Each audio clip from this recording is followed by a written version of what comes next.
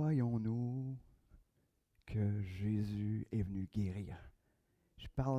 Le chant ne nous parle pas nécessairement de la guérison physique, mais parce que quand on fait toute référence, même avec l'Ancien Testament, hein, il parlait de guérir le pays.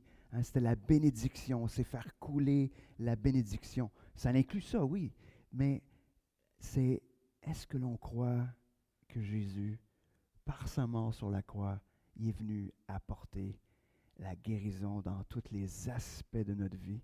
Est-ce qu'on le croit? Est-ce qu'on le vit? Et je trouve que juste de réfléchir, de méditer sur ça, on aurait probablement beaucoup de partage et de réflexion à faire ce matin, juste en partant de cela ce matin. C'est intéressant parce que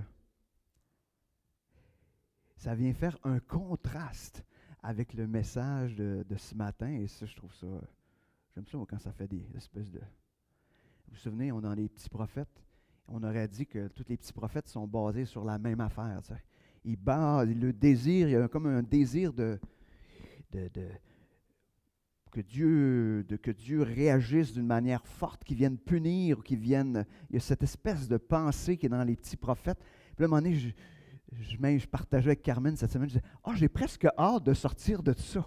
Hein, » parce qu'il y a un moment donné, tu te dis, hey, je ne voudrais pas être vu comme celui qui prêche la colère de Dieu et le jugement de Dieu. Hein, on ne veut pas ça. Mais la parole de Dieu nous emmène à ces réflexions-là. Et ce matin, j'ai le goût de vous poser comme question en partant, c'est est-ce que vous avez déjà eu ce que j'appelle, moi, des discussions au sommet, pas avec Dieu, là, mais avec quelqu'un? C'est-à-dire quelqu'un que tu vas rencontrer, puis là, tu vas lui dire les vraies affaires. Pas que tu vas déverser ta colère, là. Je ne parle pas de ça, ça c'est une autre chose. Là. Ça se peut que ça l'inclue ça, mais dire, j'ai une rencontre au sommet, puis là je dis, OK, tout ce que j'ai sur le cœur, je le dis. Ça, c'est le genre de rencontre qu'on n'a pas souvent, qu'on a souvent dans notre tête. Moi, j'en ai eu plein, là. J'en ai eu des milliers de rencontres au sommet dans ma tête. Puis, prenez pas ça personnel, vous n'êtes pas nécessairement inclus là-dedans, mais mais les vraies rencontres au sommet où on est en train de se parler des vraies affaires, en général, on fait tout pour éviter ça. On ne court pas après ça. Là, c'est rare. C'est même on fuit, on détourne, on essaye de ne pas se rendre là. Mais imaginez maintenant si la rencontre au sommet est avec Dieu. Je vais avoir une rencontre, si on dit, je vais avoir une rencontre au sommet avec Dieu où je vais lui dire les vraies affaires, ce que je pense de lui, de ce qu'il fait ou de ce qu'il ne fait pas. Là, on fait comme, on n'aime pas ça, hein? On a une petite gêne, hein? Mais est-ce que vous êtes du genre à avoir de ces rencontres au sommet avec Dieu ou vous êtes du genre à emballer toutes les affaires quand vous allez à Dieu avec vos choses? Je ne sais pas. Mais je veux juste vous dire que vous les emballez ou que vous ne les emballez pas, anyway, Dieu le sait. Là. Dieu est totalement au courant. Même quand vous êtes là, même quand ce n'est pas tout à fait monté dans votre tête le désir d'avoir une rencontre au sommet avec lui, il sait déjà. Il sait déjà que c'est sur votre cœur, puis que, avant même que vous exprimiez, que vous ouvriez la bouche, il sait. Puis comme je dis souvent, Dieu n'est jamais étonné. Il fait comme, je ne pensais pas, Sylvain, que tu pensais ça. Ben voyons donc, je suis tellement étonné et surpris. Hein? Non. Même probablement qu'il me dirait, je pense, Sylvain, que c'est encore plus profond que ça, ce que tu penses. C'est pas juste ce que tu me dis là, je pense que c'est plus profond que ça. Hein? Probablement que c'est ce qu'il me dirait, dans la plupart des fois. Donc, Dieu est déjà au courant. Et comme on l'a vu la semaine dernière avec Nahum, ici, Habakkuk pose des questions à Dieu sur ce que lui voit comme étant la non-intervention de Dieu. Dieu, tu ne fais rien. Tu laisses aller. Donc, comme la semaine dernière, Habakkuk aussi a beaucoup de pourquoi. Beaucoup, beaucoup, beaucoup de pourquoi. Et c'est intéressant, hein? On retrouve ces pourquoi-là beaucoup dans les psaumes. Je ne sais pas si vous êtes arrêté dans la lecture des psaumes. En tout cas, les psalmistes, il y en avait des pourquoi. Il y en avait. Et même des fois, à la lecture des psaumes, on est un peu gêné. Comment c'est qu'il dit ça à Dieu? Savez-vous pourquoi c'est dans la Bible? Avez-vous une idée pourquoi c'est là? Vous n'avez aucune idée, hein? Tout simplement parce que Dieu voulait qu'on apprenne à dire les vraies affaires. C'est des modèles. C'est des modèles d'expression des émotions devant Dieu. Je le sais, il y en a ici qui ne sont pas des émotifs. Nous, on ne répand pas nos émotions. Les gars, des fois encore plus. Mais c'est la plus grande, je peux-tu dire ça? La plus grande niaiserie qu'on se dit, « Ah, moi, je ne suis pas un émotif. » On a envie toutes des émotions. On a envie toutes. La preuve, c'est que des fois, quand on dit qu'on ne vit pas d'émotions, puis là, on les regarde aller, on dit, « Ah, tu ne vis pas d'émotions, mais on devient, hein, tu sais, le comportement change, on devient silencieux. Ah non, je ne vis pas d'émotions. Non. Je suis juste en train de forcer fort pour tenir le presto fermé, là, mais je ne vis pas d'émotions. Là, sinon, je ne vis pas d'émotions. Hein? Mais c'est pas vrai. On les vit. Et David, je trouve que c'est intéressant parce que David, c'est un gars. Oui, c'est un artiste. Hein? Il jouait de la musique. Puis, mais c'était aussi un berger. C'était aussi un guerrier. C'était, en termes de gars, c'était assez complet. Là, hein? C'est-à-dire, à la fois le guerrier, mais à la fois aussi l'émotif. Et je trouve que pour les hommes, David, je pense que c'est pas dans tous les aspects de sa vie, mais je pense que c'est un modèle. C'est un modèle à la fois d'être, oui, vaillant, être ce guerrier fort, mais aussi à la fois celui qui est rempli d'émotions. Puis qui a appris à les nommer, à les dire. Pas nécessairement à les agir. Hein? Des fois, on a... En passant, les gars, il n'y a pas juste deux émotions, colère et joie, il y en a d'autres entre les deux. Excusez, c'est mon petit background travailleur social qui revient des fois, mais comme ça. Donc, des fois, on a de la difficulté quand on voit dans les psaumes les gens qui s'expriment de manière vraie. Puis, ils penchent leur cœur. Lamentation de Jérémie, la même affaire, on voit ça. Mais on retrouve un petit peu la même chose ce matin dans le livre d'Habakkuk. Habakkuk, je veux essayer de vous situer, il situe à peu près la même période que le livre de Nahum qu'on a vu la semaine passée. Dans le fond, c'est peut-être pour ça aussi quand on les lit, il y a une certaine connexion. Parce que la semaine passée, on a vu qu'il s'adressait à la Syrie, et donc à Nénive. Et cette semaine, il parle plus des Chaldéens ou des Babyloniens, on retient peut-être plus ce nom-là. Et Babylone, c'est eux autres qui sont devenus l'instrument entre les mains de Dieu pour corriger le peuple de Dieu tout de suite après les Assyriens. Donc les Assyriens, à la fin de leur règne, c'est les Babyloniens, puis les Babyloniens sont devenus l'instrument entre les mains de Dieu. Et c'est ce que questionne, ce qu'on va voir à Habakkuk, c'est ce qui questionne auprès de Dieu en disant, pourquoi tu permets à ce peuple qui ne veut rien savoir de toi, de nous corriger, de nous détruire? Pourquoi tu permets cela? Ce matin, je vais essayer de... Je ne fais pas ça souvent, mais je vais juste vous donner peut-être... moi, je trouve que le livre d'Habakkuk se divise en 3 sections. Le chapitre 1, le chapitre 2, puis le chapitre 3. C'est simple, hein? Non. Le chapitre 1, c'est Habakkuk qui répand sa plainte. Il y a 2 plaintes.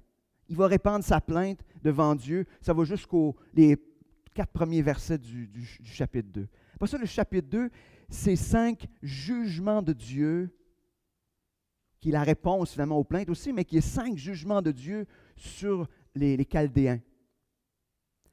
Et le 3e chapitre, c'est un psaume. Et Donc, ce matin, on va s'attarder à la plainte d'Habacuc et on va s'attarder à son psaume ou à son chant qui est à la fin. Donc, vous êtes parés? On va prier. De toute façon, on va rentrer dans ce texte-là ce matin. Seigneur Dieu, ce matin, on vient devant toi parce que tu es un Dieu qui nous aime, qui prend soin de nous. Et Seigneur, comme on le voit depuis déjà plusieurs semaines, tu es à la fois ce juste juge, mais tu es à la fois ce Dieu rempli de compassion. Et Seigneur, ce matin,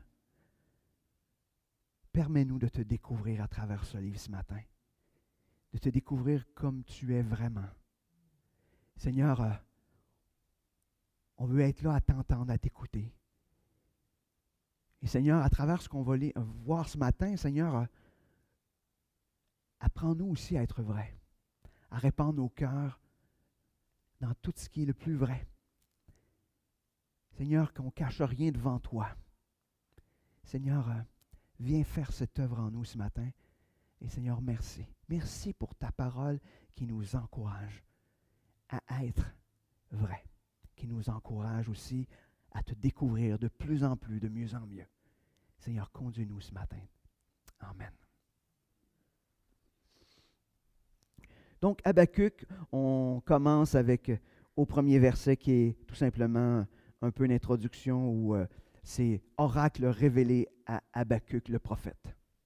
C'est simple comme ça commence de même. Puis après ça, immédiatement après, on rentre dans la première plainte où Habacuc va nommer, je pourrais appeler, la première injustice que lui trouve de la part de Dieu.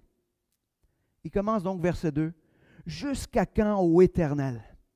J'ai crié et tu n'écoutes pas. J'ai crié vers toi à la violence et tu ne secours pas. Pourquoi me fais-tu voir l'iniquité et contemples-tu l'injustice? Pourquoi l'oppression et la violence sont-elles devant moi? Et il y a des querelles et la discorde s'élève. Aussi la loi n'a point de vie, la justice n'a point de force. Car le méchant triomphe du juste et l'on rend des jugements iniques. » Wow! Pourquoi, Dieu, tu me permets de voir toute cette injustice? Je suis là, je suis témoin de cette injustice-là. Je t'en parle, je te le dis, là. Puis tu ne fais rien. Tu ne secours pas, tu n'agis pas, hein, tu n'interviens pas. Dans le fond, il est là en train d'accuser Dieu de ne pas écouter, de ne pas écouter sa prière, de ne pas le secourir. Il est en train d'accuser Dieu d'une certaine manière aussi de l'exposer au mal. Pourquoi tu me mets là à être témoin de toute cette violence, de toute cette injustice? Puis il accuse aussi de ne rien faire. Tu ne fais rien face au mal. C'est là, puis tu regardes ça aller. Puis il fait un constat, hein? Il est en train de dire, il y a de la violence. Dans le fond, la loi, les règles, ça ne donne rien. Il n'y a pas de justice. Il n'y a pas de justice. Le méchant gagne toujours. On pourrait-tu des fois transposer ça en 2021 quand on vit de l'injustice? Oui. Hein? On a l'impression que le méchant gagne toujours. Hein? On pourrait se mettre à la place d'Habacuc ce matin et se dire, « Hey, Dieu, comment se fait que je suis là, il y a de l'injustice, il y a des situations... je sais, on est là dans nos temps de prière quand on se voit les mercredis, puis souvent nos prières sont face à des situations d'injustice que l'un ou l'autre peut vivre. On est là, puis on intercède. Mais est-ce que des fois, on est là parce qu'on voit cette injustice, puis on est dit, pourquoi Dieu, tu ne fais rien? Pourquoi ça semble traîner? Et c'est exactement ce qu'il est en train d'exprimer. Est-ce que Habacuc est en train de dire la vérité à Dieu? Bonne question. Vous avez le droit de répondre, là. Oui? Hein? Non? Oui? Non? Je vous dirais, Habacuc ne dit pas la vérité, mais il est vrai. C'est-à-dire que c'est sa vérité, c'est-à-dire que lui, c'est ce qu'il vit. Il est vrai. On ne peut pas accuser Habacuc de mentir par rapport à sa perception de cette situation-là, à tort ou à raison. D'une certaine manière, il y a aussi un peu raison parce que s'il prie et il ne voit pas de réponse, il peut dire, ben, j'ai l'impression que tu ne m'écoutes pas. Hein? Hein, c'est comme quand Carmen me parle, puis que j'ai l'air d'être en train de faire d'autres choses. Elle peut dire, ben, tu ne m'écoutes pas.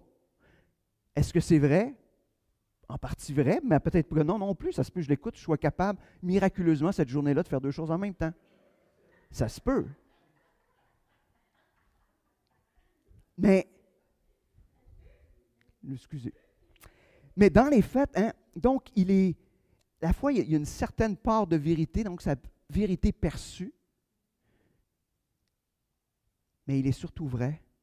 Mais quand il dit que Dieu n'écoute pas, que Dieu n'intervient pas, que Dieu ne secourt pas, Habakkuk ne dit pas la vérité, parce que Dieu n'est pas cela. Mais c'est intéressant, parce que Habakkuk le dit, et comme je disais à d'autres fois, il n'y a pas de claque de la part de Dieu derrière la tête d'Habakkuk. Dieu n'arrive pas à dire « Hey, qu'est-ce que de niaiserie tu dis là? C'est pas vrai. » Il n'y a pas de châtiment qui tombe sur Habakkuk. Il n'est pas détruit, il n'est pas anéanti. Le feu du ciel ne descend pas sur lui. Rien. Rien. Ça ne vous étonne pas? Moi, je trouve ça intéressant. Ça me rappelle que si je suis vrai devant Dieu, même si je ne dis pas les vraies affaires par rapport à lui, ben Dieu ne me donnera pas une claque derrière la tête. Donc, ça me dit, Sylvain, tu peux être vrai. Tu peux être vrai devant Dieu. Exprimer ce que tu vis. On va voir la première réponse de Dieu. Donc, la réponse à cette première plainte. C'est intéressant parce que cette réponse-là nous révèle qui est Dieu. Et c'est intéressant parce qu'une partie de cette réponse-là, on retrouve ailleurs dans les Écritures. C'est intéressant, mais on va aller là. Donc, au verset 5. Jetez les yeux parmi les nations, regardez, et soyez saisis d'étonnement, d'épouvante, car je vais faire en vos jours une œuvre que vous ne croiriez pas si on la racontait. Voici, je vais susciter des Chaldéens, un peuple furibond et impétueux, qui traverse de vastes étendues de pays pour s'emparer de demeures qui ne sont pas à lui. Il est terrible et formidable. De lui seul vient son droit et sa grandeur. Ses chevaux sont plus rapides que les léopards, plus agiles que les loups du soir, et ses cavaliers s'avancent avec orgueil. Ses cavaliers arrivent de loin. Ils volent comme l'aigle qui fond sur sa proie. Tout ce peuple vient pour se livrer au pillage. Ses regards avides se portent en avant, et il assemble des prisonniers comme du sable. Il se moque des rois. Et les princes font l'objet de ses railleries. Il se rit de toutes les forteresses. Il amoncelle de la terre, il les prend. Alors son ardeur redouble. Il poursuit sa marche. Il se rend coupable. Sa force à lui, voilà son Dieu. Est-ce que c'est super encourageant? Non, il est juste en train de dire, tu n'as rien vu encore. Tu n'as rien vu encore. Tu vas voir les Chaldéens vont monter, puis ils vont venir détruire. Mais en même temps, il est en train de dire, il va se passer quelque chose d'étonnant. Ce qui va se passer d'étonnant, quelque chose que tu ne pourrais pas, mais si on te racontait, tu ne croirais pas ça. Dieu va se servir d'un peuple qui ne craint pas Dieu. C'est ce qu'il est en train de dire. Je vais me servir d'un peuple qui ne me craint pas, puis ce peuple-là va venir accomplir mon plan parfait dans cette situation-là. Imaginez. Puis Dieu reconnaît que ce peuple-là, et tu sais, quand il dit à la fin, sa force à lui, voilà son Dieu. Le Dieu des Chaldéens, c'est « je suis puissant, je suis capable de… » Bon, je pense que c'est la force du monde actuel. Hein? Sa force. Hein? Les gens aujourd'hui, c'est ça. Capable. C'est ma capacité. Mon Dieu, c'est moi. Hein? C'est presque, on pourrait dire, le Dieu des Chaldéens, c'est le Dieu des Québécois de 2021. Tu sais. Je suis capable, et c'est sa force. Mais Dieu est en train de dire, je vais me servir de gens qui ne me connaissent pas, même qui sont contraires à moi, pour accomplir mon œuvre d'une manière parfaite. Imaginez. Croyez-vous que Dieu, aujourd'hui, peut se servir de gens qui ne le connaissent pas, même qui sont contre lui, pour accomplir son plan souverain, parfait, envers son Église, envers son peuple, envers ses enfants? Moi, je peux vous dire que les exhortations les plus puissantes que j'ai eues dans ma vie, c'était des inconvertis, des gens qui ne connaissaient pas le Seigneur qui les ont faites, qui ont pointé sur mes incohérences, puis ça fait mal. Eux autres, tu n'étais pas trop jeune. Mais Dieu s'est servi d'une manière parfaite de gens qui ne voulaient rien savoir de lui, mais pour pointer sur des choses dans ma vie. Et je pense que ça arrive partout. Mais souvent, on ne veut pas. Hein? On se ferme à ce genre d'intervention possible de Dieu. Dieu peut se servir de qui il veut pour accomplir son plan parfait. Et ce qu'il est en train de dire, c'est qu'on trouve ça étonnant parce qu'on ne penserait pas que c'est la stratégie que Dieu va utiliser. Hein? On pourrait penser une stratégie plus spirituelle ou plus, je ne sais pas moi, il va susciter des gens dans le peuple de Dieu qui vont exhorter, Non! Dieu se sert d'une manière incroyable de des gens qui ne le connaissent pas, qui ne veulent rien savoir de lui. Mais en même temps, en tout cas, moi je trouve que c'est comme, il est décrit dans tout ce qu'ils sont, c'est des gens qui sont puissants. Puis il y a des gens des fois comme ça qui sont puissants, puis qui vont avoir une intervention, puis un impact dans vos vies, puis dans la vie de l'Église. Alors, ne sous-estimons pas que Dieu est un Dieu souverain et qui est en train d'accomplir son plan parfait, même au travers, même en se servant de gens qui ne le connaissent pas. Tout ce qui se passe dans votre vie, que ce soit par des croyants, des non-croyants, des situations, Dieu est en train d'accomplir son plan parfait. Dieu n'est pas en perte de contrôle sur les moyens utilisés pour vous transformer, pour vous rapprocher de lui. N'oubliez pas cela. Absolument rien. C'est intéressant, hein? On retrouve dans le livre des Actes la même pensée lorsque Paul est en train de témoigner aux Juifs d'Antioche. On trouve ça dans Actes 13, 40 et 41. Il dit « Ainsi prenez garde qu'il ne vous arrive ce qui est écrit dans les prophètes. Voyez, vous qui êtes pleins de mépris, soyez étonnés et disparaissez, car je vais faire en vos jours une œuvre que vous ne croiriez pas si on vous la racontait. » Le même texte qu'on trouve dans le livre des Actes. Imaginez, il est en train de dire, donc il est en train de dire, même dans le Nouveau Testament, ça se peut que je fasse de quoi que si là, on vous la racontait, je dirais, non, ça se peut pas. C'est impossible que ça se passe comme ça. C'est impossible que Dieu intervienne de cette manière-là. Non. Dieu va se servir du meilleur moyen. Pour vous, pour nous, comme Église, il va se servir du meilleur moyen. Pas le meilleur qu'on aimerait. Là. Hein? Puis je vais vous dire, des fois, il y a un petit contraste entre les deux. Entre ce que nous, on aimerait, puis comment Dieu intervient. Mais que c'est drôlement efficace. À chaque fois. On va continuer. On arrive à une deuxième injustice qu'Habakkuk soulève. On est au verset 12 à 17. Habakkuk dit, « N'es-tu pas de toute éternité, éternel mon Dieu, mon saint? Nous ne mourrons pas. Ô Éternel, tu as établi ce peuple pour exercer tes jugements. Ô mon rocher, tu l'as suscité pour infliger tes châtiments. Tes yeux sont trop purs pour voir le mal, et tu ne peux pas regarder l'iniquité. Pourquoi regarderais-tu les perfides et te tairais-tu? Quand le méchant dévore celui qui est plus juste que lui, traiterais-tu l'homme comme les poissons de la mer, comme le reptile qui n'a point de maître? Il les fait tous monter avec l'hameçon, il les attire dans son filet, il les assemble dans ses rettes. Aussi est-il dans la joie et dans l'allégresse. C'est pourquoi il sacrifie à son filet. Il offre de l'encens à ses rettes. Car pour eux, sa portion est grasse et sa nourriture succulente. Videra-t-il pour cela son filet? Et toujours égorgera-t-il sans pitié les nations? Dans le fond, ce passage nous révèle trois grands pourquoi d'Habakkuk. Le premier, c'est pourquoi Dieu emploiera-t-il un peuple méchant? Les deux premiers versets 12 et 13, c'est un petit peu dans ce sens-là. Pourquoi Dieu, tu utiliserais un peuple qui ne veut rien savoir de toi? Il me semble que c'est un non-sens. On sera à la place d'Habakkuk, on dirait la même chose. Mais après ça, il continue en disant, pourquoi Dieu, tu soutiens même ce peuple injuste? Parce qu'il est en train de dire qu'il va y avoir de l'abondance. Hein? Et qu'il dit, pourquoi tu soutiens des injustes? C'est comme le pire du pire. Là, non seulement tu te sers d'eux autres, mais en plus, tu les soutiens. Comment? Il y a un moment donné, là, c'est... Non. Et finalement, il est en train de dire,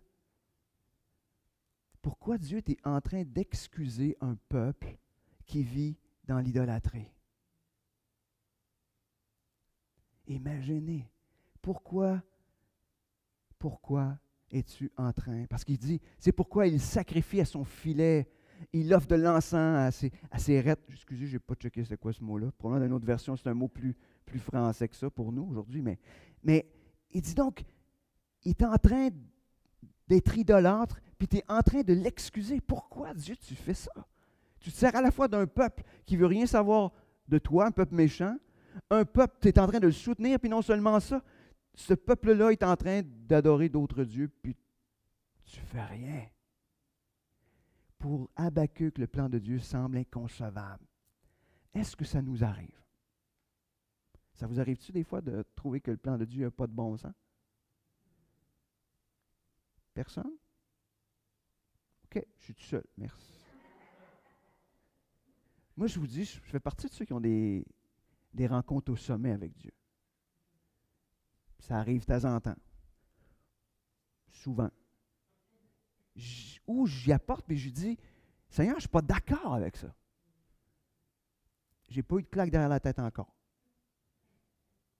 Mais je crois qu'il y a de ces moments-là où on n'est pas d'accord avec le plan de Dieu parce qu'on trouve que c'est trop long, parce que le détour est trop pénible, parce qu'on voit des souffrances qu'on aimerait éviter à nous-mêmes ou à d'autres. On dit, pourquoi, Seigneur? Pourquoi tu permets tout ça? Pourquoi tu permets la souffrance, des fois, dans la vie de nos enfants, dans la vie de notre famille, dans la vie de l'Église? Pourquoi tu permets ça, Seigneur? Pourquoi tu permets cette souffrance-là dans ma propre vie? Pourquoi? Pourquoi? Mais est-ce qu'on ose le dire? Habacuc, c'est pourquoi il les a dit direct dans la face de Dieu. Il est allé le voir. Est-ce que Habacuc est insolent? Non. Je ne parle pas d'être insolent face à Dieu. Je parle d'être vrai. C'est différent, là. Parce qu'il y en a qui pensent que quand on dit les vraies affaires, il faut être insolent. Non. On est juste vrai en train de dire ce qui se passe. Et c'est ce que Habacuc fait. Il est en train de s'exprimer d'une manière claire et évidente de ce qu'il vit, de ce qu'il perçoit. C'est intéressant parce que la réponse de Dieu suit. Dieu, quand on est vrai, Dieu répond. Dieu se révèle. On est rendu au chapitre 2, dans Habacuc. J'aime ce premier verset-là. Mais il dit, j'étais à mon poste, c'est Habacuc qui parle. J'étais à mon poste et je me tenais sur la tour. Je veillais pour voir ce que l'Éternel me dirait et ce que je répliquerais après ma plainte. J'aime ça, moi, cette affaire-là. Je vais checker ce que tu vas répondre, puis après ça, je suis en train de me préparer à réagir. Verset 2. L'Éternel m'adressa la parole et il dit, écris la prophétie, grave-la sur des tables, afin qu'on la lise couramment, car c'est une prophétie dont le temps est déjà fixé. Elle marche vers son terme et elle ne mentira pas. Si elle tarde, attends-la, car elle s'accomplira certainement. Voici, son âme s'est enflée, elle n'est pas droite en lui, mais le juste vivra par la foi. Donc, on ne peut pas quand même passer sous silence le verset 1 qu'on vient de lire. Et il nous présente, je crois, l'attitude qu'on devrait avoir. Une attitude de celui qui se présente avec un cœur vrai devant Dieu. Qu'est-ce qui se passe? Il est là en attente. Il attend une réponse. Quels sont ceux qui attendent des réponses? Des fois, on est là, on prie. J'ai prié. Go, on est parti. Si Dieu ne répond pas dans les 12 secondes, c'est trop long. C'est trop long. Ça, c'est comme quand on envoie un message texte. On envoie un message texte.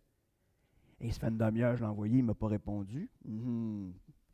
Hein, tu sais, on est comme ça. Hein, on est dans l'instantanéité aujourd'hui. Il faut avoir des retours rapides. Mais il est en train de dire, il est en attente.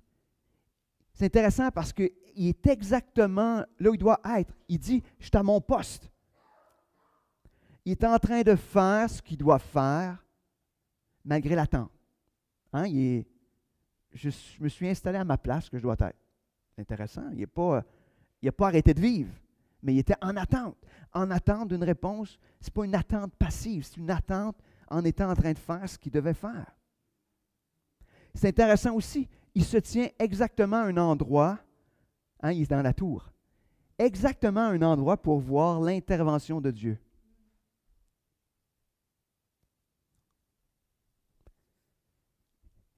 En kayak, moi j'aime ça faire du kayak. Quand tu vas aller plus vite, tu te mets dans le courant. Il n'y a rien de. Ça ne prend pas un cours pour ça, là. Si tu veux aller plus vite, tu te mets dans le courant, puis tu pagayes dans le sens du courant, puis ça va aller plus vite. Mais lui, c'est exactement ce qu'il est en train de faire. Il est en train de se mettre à un endroit pour être certain de ne pas manquer la réponse de Dieu. Des fois, on est là, puis on cherche la réponse de Dieu n'importe où. À n'importe quelle manière, on cherche la réponse, sauf d'être exactement là où Dieu peut répondre. Première place où Dieu commence à répondre à travers les Écritures. Ouais, mais c'est pas clair. Ben, moi, souvent, la réponse, ça commence par arriver là, à travers les Écritures. Je ne dis pas qu'il n'y a pas d'autres moyens, mais de se mettre là où Dieu va répondre.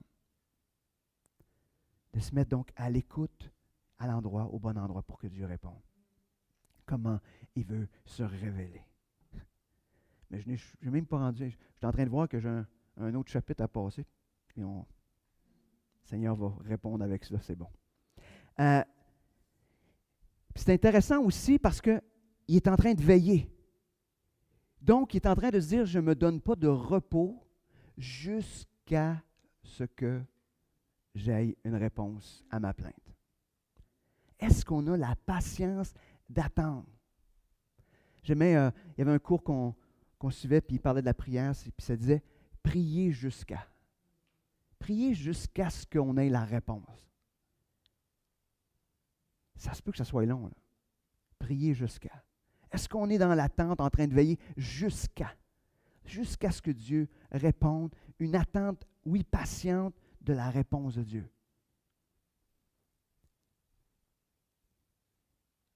Je trouve que c'est un des aspects qui est important. C'est intéressant parce que j'aime le petit côté qu'on a tous. Il est en train de préparer sa réponse. Check bien Dieu, je suis capable d'exprimer une troisième plainte. Je suis capable de répondre à. Mais ça, c'est notre petit côté, des fois, un peu rebelle. Hein? Mais est-ce qu'on désire, dans les faits, attendre et voir la réponse de Dieu, au point de veiller jusqu'à ce que Dieu réponde? Peu importe le temps. Et Dieu va répondre. C'est intéressant. C'est intéressant parce qu'il est en train de dire, Dieu est en train de dire, prends note de ce que je dis. Non seulement il est en train de dire, note-les là, parce que mettre-les dans une prophétie, là, prends-en note. Note-les là. Pourquoi qu'il faut le noter? Parce que ça va arriver, mais parce que tu vas l'oublier. Je veux que tu le notes là, parce que quand ça va arriver, là, tu vas pouvoir dire, Dieu l'avait dit. Dieu l'avait dit. Note-les. Prends-les en note. Note-les. Puis il aurait dit, ce qu'il a dit, Dieu va l'accomplir. Ça, c'est une certitude. Une certitude que nous devons avoir dans toutes les situations. Ce que Dieu dit qu'il va le faire, il va le faire. Ça s'appelle une promesse. Et celui qui tient la promesse est un Dieu fidèle et qui ne passe jamais à côté de ce qu'il promet. Donc, ce qu'il dit, il va l'accomplir. En même temps, il est en train de dire, attends là, ça se peut que ça ne se passe pas tout de suite, mais ça ne niaisera pas là. Attends. Imaginez, tu as la réponse de Dieu, puis là, il dit, attends. Eh oui, c'est souvent ça. Parce que des fois, quand on a la réponse de Dieu, on veut la hâter. Vous ne faites pas ça, hein, vous autres? Ben non. Hein, on a la réponse de Dieu. OK, Dieu, OK, tu vas intervenir. OK, super. Tu vas faire ça de même. Super. Parfait. Tu t'en vas là. Parfait, je m'en vais. Non, attends. C'est Dieu qui va le faire. C'est pas toi qui va le faire. C'est Dieu qui va accomplir sa promesse. Parce que même si tu es dans la direction de ce que Dieu veut faire, si tu le fais à sa place, tu es en train de voler la place de Dieu. Puis, il n'y aura rien qui va aboutir de positif là-dedans. Dieu a dit qu'il va le faire, puis il dit, je vais le faire, attends, je vais le faire. Ce qu'il est en train aussi de dire, c'est Dieu voit la situation. Dieu voit le mal. Dieu n'est pas indifférent comme ce que Habakkuk pense. Dieu voit le mal. Dieu voit toute la situation. Puis j'aime le dernier verset, un verset qu'on retrouve aussi dans le Nouveau Testament, mais il parle du juste qui va vivre par la foi. Mais il est en train de dire la distinction entre un juste et un injuste, on pourrait dire aujourd'hui entre un disciple de Jésus puis il y a quelqu'un qui ne suit pas Jésus, c'est que celui qui est un disciple de Jésus va vivre par la foi. Donc avec cette ferme assurance, cette ferme espérance que ce que Dieu a dit, il va le faire. Et ça le satisfait. Après la foi, il n'y a plus d'inquiétude, il n'y a plus de stress, il n'y a plus rien. Parce qu'on se repose complètement dans les mains de Dieu, Dieu qui va intervenir, Dieu qui va agir.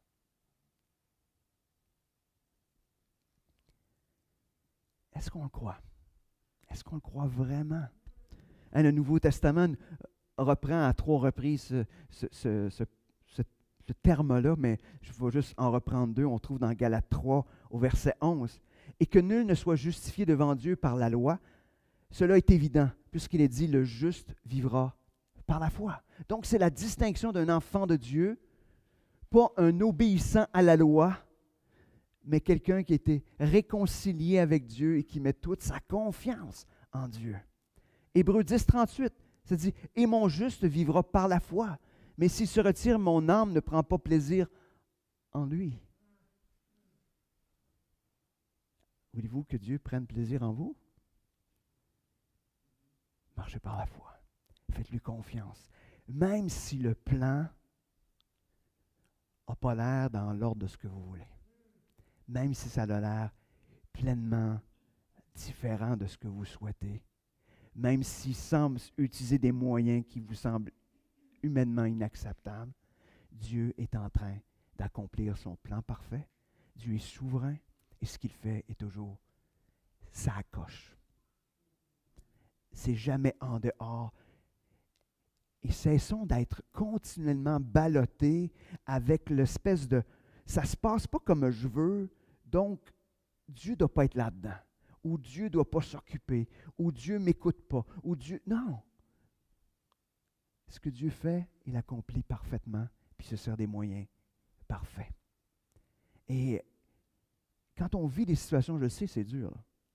C'est dur. Mais on a aussi un bel exemple ce matin à travers Habakkuk qui trouvait ça dur. Qu'est-ce qu'il a fait? Il est allé devant Dieu, puis il était vrai. Puis il a dit les choses. Puis qu'est-ce que Dieu a fait? Il a répondu.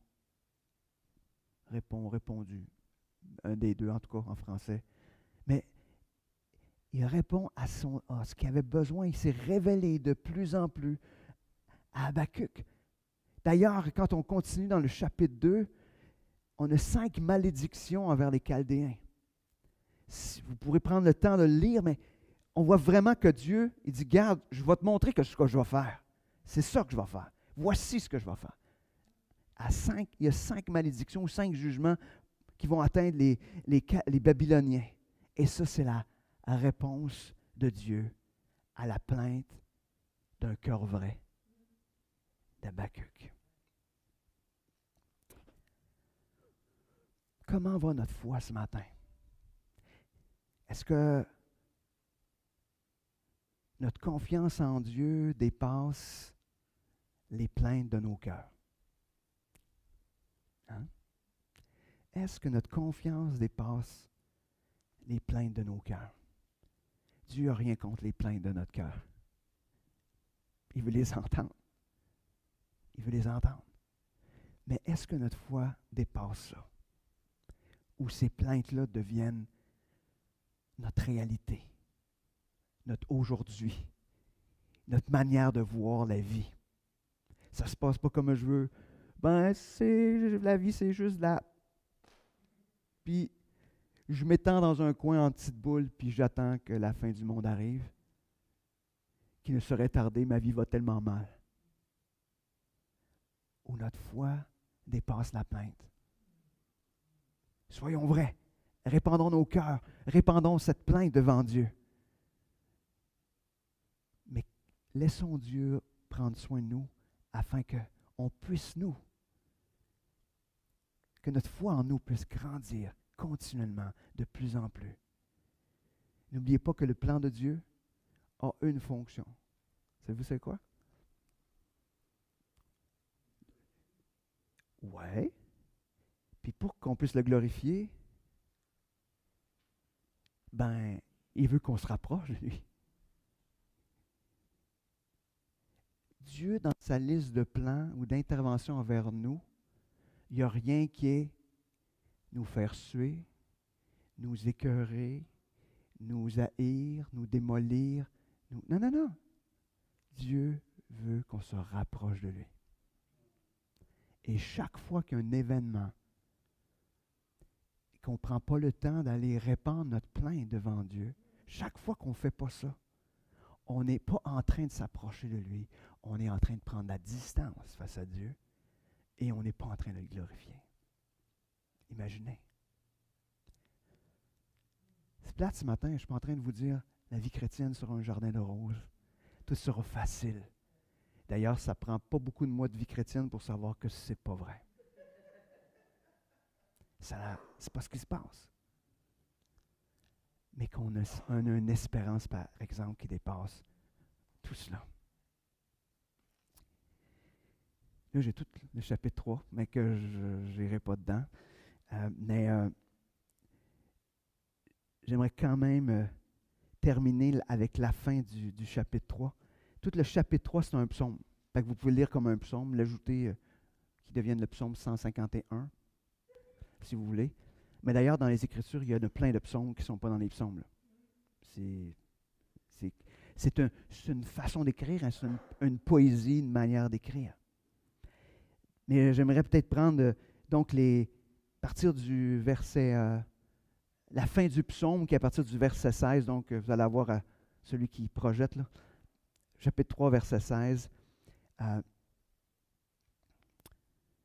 C'est la fin. Donc, il dit, « J'ai entendu, et mes entrailles sont émues à cette voix.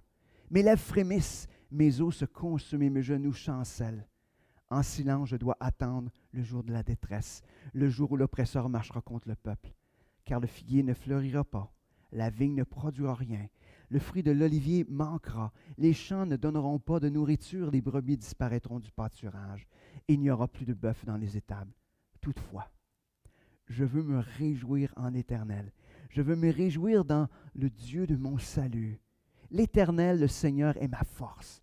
Il rend mes pieds semblables à ceux des biches. Et il me fait marcher sur des lieux élevés, au chef des chantres, avec instruments à cordes. Il est en train de voir, Seigneur, je sais que tout est dans ta main. Je sais que les choses ne sont pas arrivées à leur terme. Je sais que ça va aller plus mal. Je sais tout cela. Hein? Donc, il est en train de dire, en termes à la fin, mais c'est ça aussi quand on va devant Dieu, c'est « Seigneur, j'ai entendu, j'ai compris ce que tu veux faire. » Dieu, c'est ce qu'il veut. Hein? Il veut se révéler à nous afin qu'on puisse comprendre ce qu'il veut accomplir en nous. Et quand on ne va pas à lui, on n'aura jamais cette réponse-là. Hein? On a le choix, on vit de quoi qui n'est pas de notre bonheur, puis on s'éloigne, mais on se prive de cette rencontre divine où Dieu nous révèle des fois ce qu'il veut faire, qu'est-ce qu'il veut accomplir. Puis c'est intéressant parce qu'il est en train de dire, « OK Seigneur, je vais attendre en silence. Je vais attendre en silence que tu viennes accomplir ce que tu vas accomplir. Je sais que ça va faire mal, mais j'attends en silence parce que je sais ce que tu vas faire, c'est ce qui est parfait. C'est parfait, puis j'attends. Mais ce que j'aime, c'est cette fin qu'on retrouve toujours dans les psaumes. Il dit, « Toutefois, je veux me réjouir en l'Éternel. » Une attente silencieuse, mais dans laquelle on va, une fois qu'on a accepté ce temps d'épreuve difficile, on peut réaliser que seul Dieu est la source de notre joie. Lui seul est notre délivrance. Lui seul est notre force, notre protection et qui nous conduit près de lui. Est-ce que ce n'est pas ce qu'on a le goût de vivre ce matin? Cette rencontre avec Dieu, se présenter à lui, malgré les temps qu'on peut trouver incroyables, difficiles à comprendre, ce que Dieu veut faire. Ne soyez pas surpris. Hein? Je me dis toujours, comment c'est qu'on est surpris à chaque fois de ce qui se passe? Je me dis, comment ça se fait que ça ne va pas si bien que ça? Puis on est là, comment ça fait que ça va mal? Comment ça fait que c'est pas... Arrêtons d'être surpris. Là. Sur terre, ça ira pas mieux. L'injustice continuera juste à être plus injuste. Il n'y aura pas de... Oublions ça, là. Ça c'est fini. Tu sais, arrêtons de penser que tout le monde va être beau et gentil. Hein? Arrêtons de penser que, tu sais, la pensée folle humaine qui dit « Ah, tout le monde n'est bon, ça se détériore avec le temps et tout ça. » Ah non! Tous ont péché, ils ont privé de la gloire de Dieu. Tinks, c'est fini là. Fait que quand il y a des belles choses, faisons juste nous réjouir. Hein? Ça veut dire qu'il y a des parcelles de Dieu dans la vie de ceux qui ne le connaissent pas, puis qu'on va dire « Oh, wow, c'est des belles choses qui se passent. » Mais soyons pas étonnés. Soyons pas étonnés. Mais quand on voit Dieu utiliser des fois des situations ou des gens qu'on dit, ben voyons donc, pour nous rapprocher de lui, pour transformer son Église. Imaginez des églises dans le monde qui ont vécu les plus grandes persécutions. C'est les églises qui sont les plus proches de Dieu. Pourtant, on peut-tu s'attendre? En tout cas, il me semble nous autres, on regarde ça et on trouve que le plan de Dieu là-dessus est rough. Mais quand ces gens-là arrêtent d'être persécutés, savez-vous ce qui se passe? Ils s'éloignent de Dieu. Imaginez. Fait que, ce que Dieu va faire, puis qu'il va utiliser, faisons juste dire Amen. En Dieu, tu es souverain. Donc, ce matin, une chose à retenir? Non, deux. Première, allez devant Dieu. Soyez vrai. Répandez votre plainte. Dieu, il ne sera pas surpris. Dieu vous attend là-dedans. Dieu veut aussi vous répondre, veut vous réconforter là-dedans. Afin que vous puissiez découvrir que votre joie n'est pas dans toutes les circonstances, mais elle se trouve en Dieu. Puis que Dieu va toujours s'occuper de nous. Puis que dans les situations où on n'a pas la force, puis qu'on semble qu'on va s'écrouler, c'est Dieu qui est la force. C'est Dieu qui va être notre force. Et son désir, c'est de nous rapprocher de lui. Voulez-vous être plus près de lui? Allez devant lui, répandez vos cœurs et laissez-le répondre à vos prières. Sur ce, prions. Seigneur Dieu, ce matin, on va arrêter de jouer une game, Seigneur. On veut être vrai. On veut être vrai devant toi. Seigneur, on admet qu'on est limité et qu'il y a un paquet de choses qu'on ne comprend pas. Souvent, Seigneur, on ne comprend pas tes plans. On ne comprend pas où est-ce que tu veux emmener les choses, Seigneur. On n'en a aucune idée. Mais Seigneur, tu nous connais. Tu connais cette limitation-là qu'on a. Et Seigneur, ce que tu nous dis ce matin, c'est que tu t'attends à ce qu'on aille devant toi avec nos plaintes, nos questionnements, nos remises en question, Seigneur, sur ton intervention, Seigneur. C'est toi qui nous as fait. Tu t'attends à cela. Mais Seigneur, permets qu'on puisse être vrai. Parce que Seigneur, ce que je désire pour moi, mais aussi pour tous mes frères et sœurs, c'est que l'on puisse s'approcher de toi, qu'on puisse te connaître de mieux en mieux, qu'on puisse te découvrir de plus en plus comme cette source unique de joie, comme le protecteur, comme celui qui prend soin de nous, comme celui qui intervient et qui s'occupe de toutes choses, parce que tu es ce Dieu souverain, mais ce Dieu miséricorde. Merci Seigneur de te révéler à nous.